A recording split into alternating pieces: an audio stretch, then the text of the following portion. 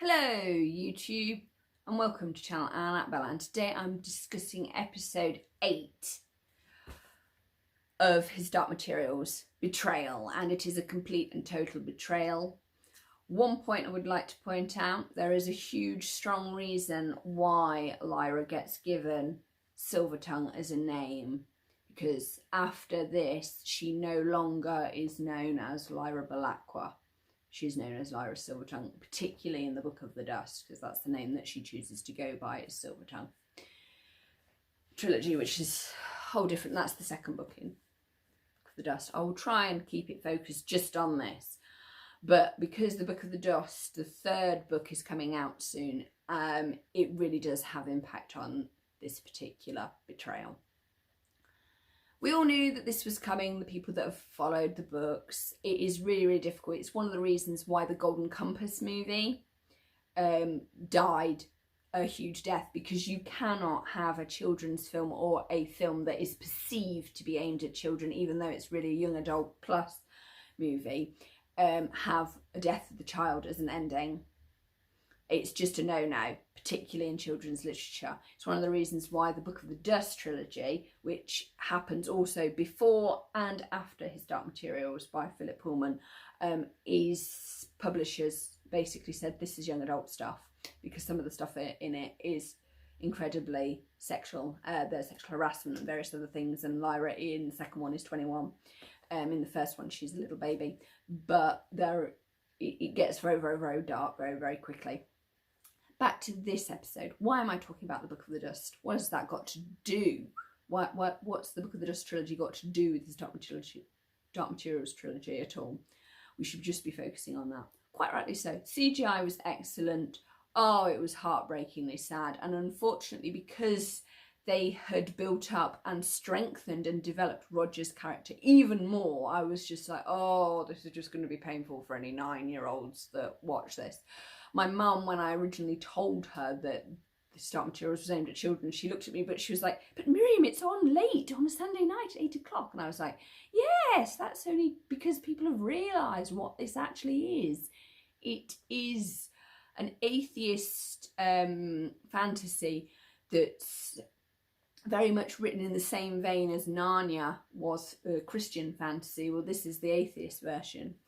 And there's the whole business of the fall, which is just completely misinterpreted. But that's just because it is. And the whole business of original sin, which isn't actually a biblical concept. It doesn't actually say original sin in Genesis at all, by the way. That's an additional concept. In Genesis, it just says women are going to get increased pain in childbirth. Men are going to have to till the ground with weeds, and snakes are going to lose their legs. And that there's going to be a whole problem between snakes and humans for all time. Original sin does not come into it. It's not mentioned, not referred to. Those are the 3 punishments. Snakes lose their legs and become enemies of humans for basically ever. Women get increased pains in childbirth, and men have to till the earth, and from the sweat of the brow they shall live. Those are the 3 things that happen after Adam and Eve take the apple and gain the knowledge of good and evil, and then they get booted out of the garden.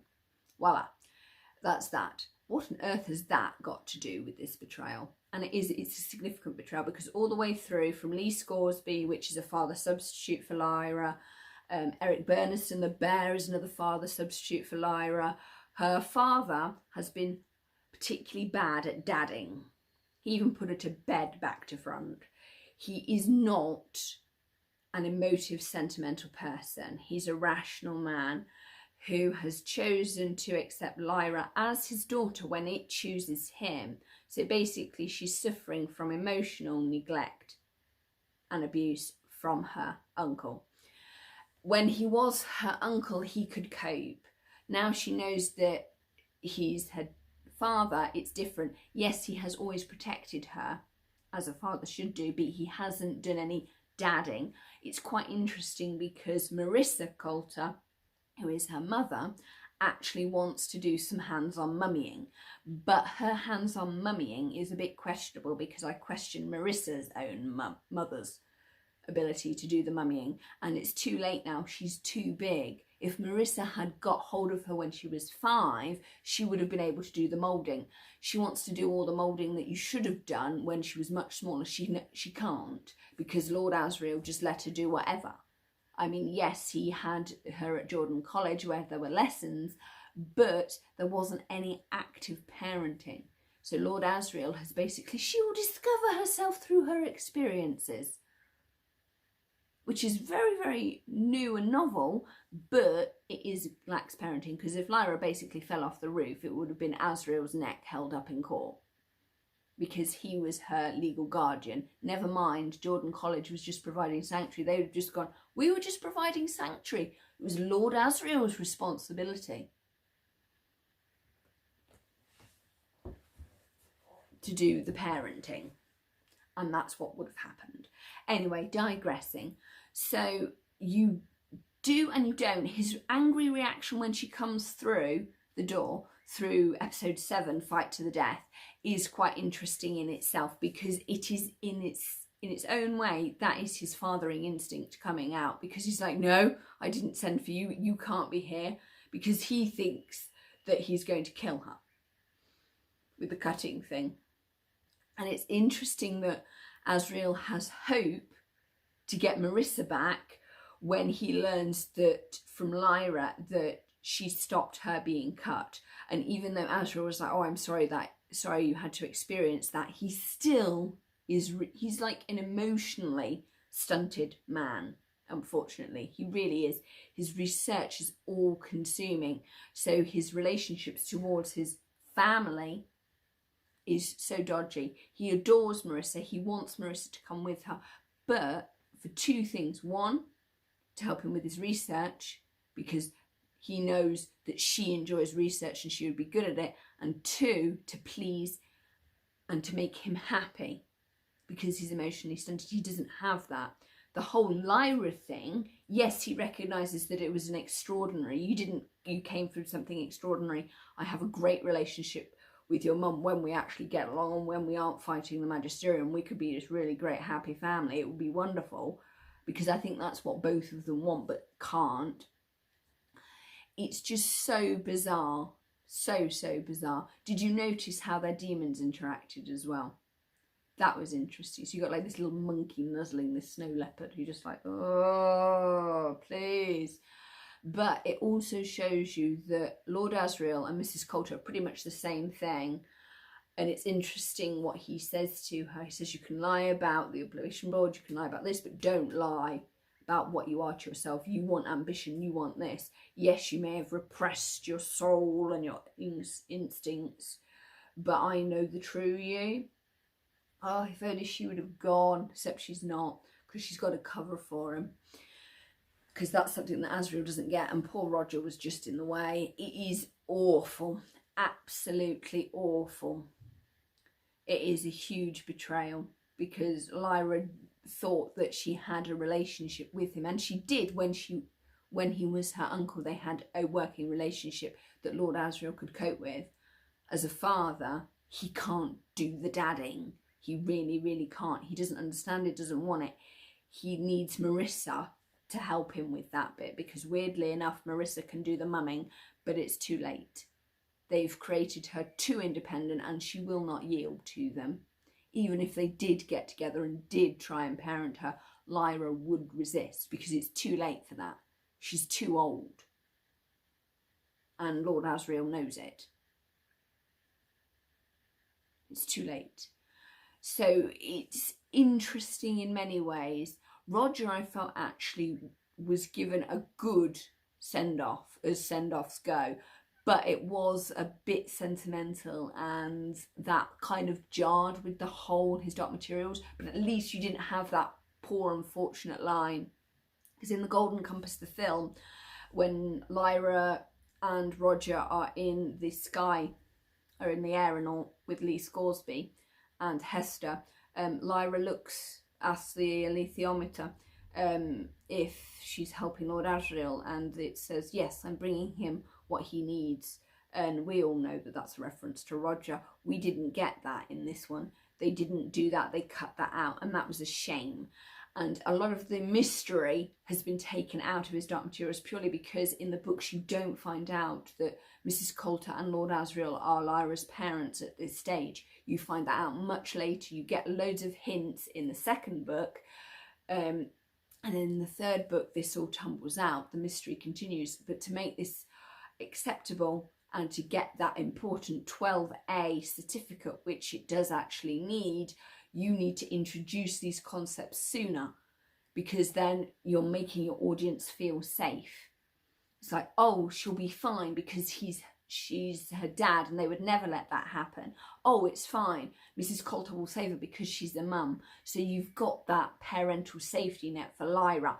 Roger doesn't have that. And as soon as Roger opens his mouth and says, I work in the Jordan kitchens, you know he's out. Because already Lord Asriel does not want him as a companion for his daughter. It's not an appropriate relationship. It's not going to happen. And that is interesting in itself. And also look at Roger's demon. It actually takes on more weaselly and stout, weasel and stoat features, which is interesting in itself because it just shows you the impact Lyra has had on his life. Because Roger's demon was a little puppy, and those people with puppy demons usually go on to be servants. But it's a huge shame. Loved the CGI, loved the effects. The bears were perfect. Mrs. Coulter was perfect. You could really see her manipulate the magisterium into what she wanted. One of the things I still can't get my head around is why there is an actual magisterium in Book of the Dust 2, because at the end of the Dark Materials trilogy there is really no reason for the magisterium to still exist and function in its entirety. Really no reason for that. Don't really get it, why it's there. But that's the Book of the Dust trilogy, that's not his Dark Materials trilogy. I'm pleased that we are getting in 2020 his Dark Materials season 2, and that will probably contain the Subtle Knife story, which has officially started, but I like the fact that it was running parallel to the Northern Lights story, which is now finished. So book 1 is over, book 2 is starting. And I suspect halfway through next season, we will start the Amber Spyglass. It's purely down to the fact that the actress who's playing Lyra is 14 and they need to get on with it. But another thing that is interesting is Roger is actually younger. He presents as like a 10 or 11 or 12-year-old boy. So it wouldn't be appropriate to take that age of a child on this journey, because Will, as we are told, is 15. But I believe in the book he came across as 13. So it was kind of weird because they've aged them up in this, purely because some of the things that they're going to be doing later, they need to be certain ages. And you'll figure out why. Oh, stupid foot. Yeah, my toes come out. Don't worry, I'll put it back in a minute. Hope you've enjoyed this review. Yes, it's not been a great sort of, oh, isn't it this, that, and the other? And I'm not going to go into the shock of it. I knew this was going to come. The fact that they actually spent time investing quite a lot in Roger and giving him extra things to do that aren't in the book, that making him a strong, devoted, loyal character.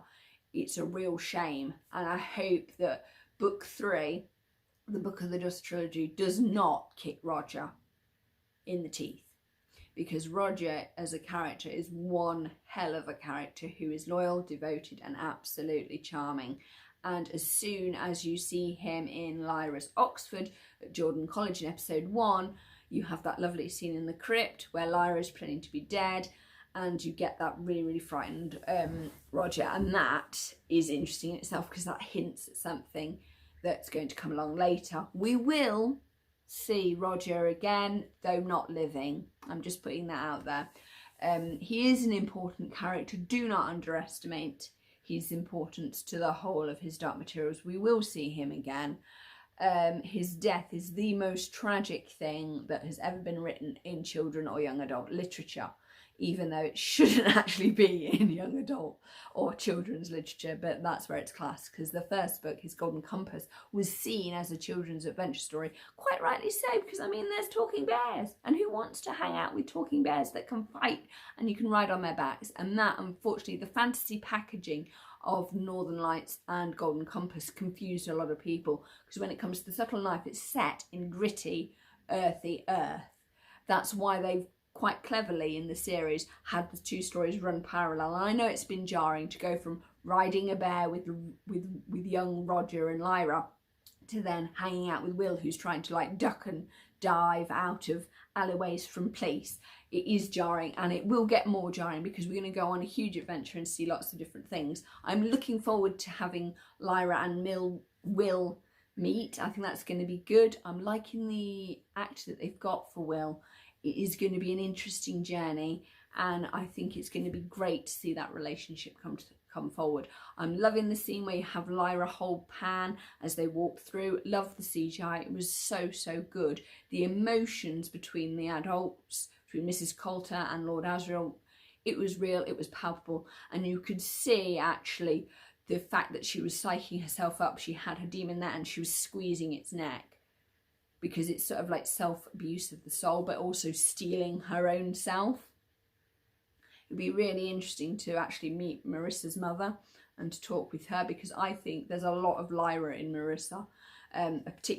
One of my favourite scenes for the whole season so far was when they were both screaming at a locked door, going, "Ah!" And you could actually see that they're very similar. And it's the same with Lyra and Lord Asriel. Asriel is sort of very much his own bubble. He's very rational. He doesn't allow it. But actually he does feel deep passion about things that he cares about. He cares about Dust, he cares about Marissa, and he cares about Lyra. And it is pretty much in that order, to be frank. Lyra is like the third thing on his list. He cares about Dust and he cares about Marissa. And that's only the reason he cares about Marissa is because she too cares about Dust. And he sees how remarkable she actually is. Because I believe that Marissa Coulter is probably a witch. Which explains why her demon can do what it can do. But it's interesting because witches' demons are usually like birds or are birds, and hers is a monkey. So that's interesting herself, because Marissa said that as a child she was an emotional child, so I reckon she was very sensitive. It's interesting. I would really like to meet the original Mr. Coulter. I think that would be very interesting to see.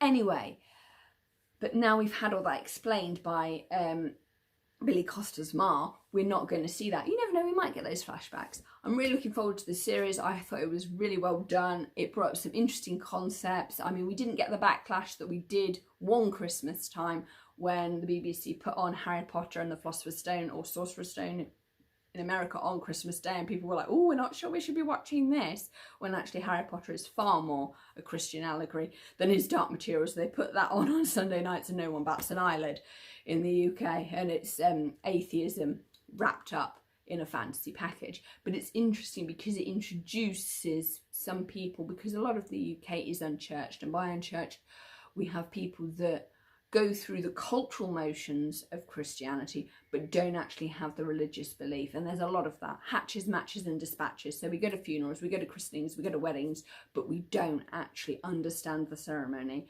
or the specific religious feelings behind them. And I think that that's very telling.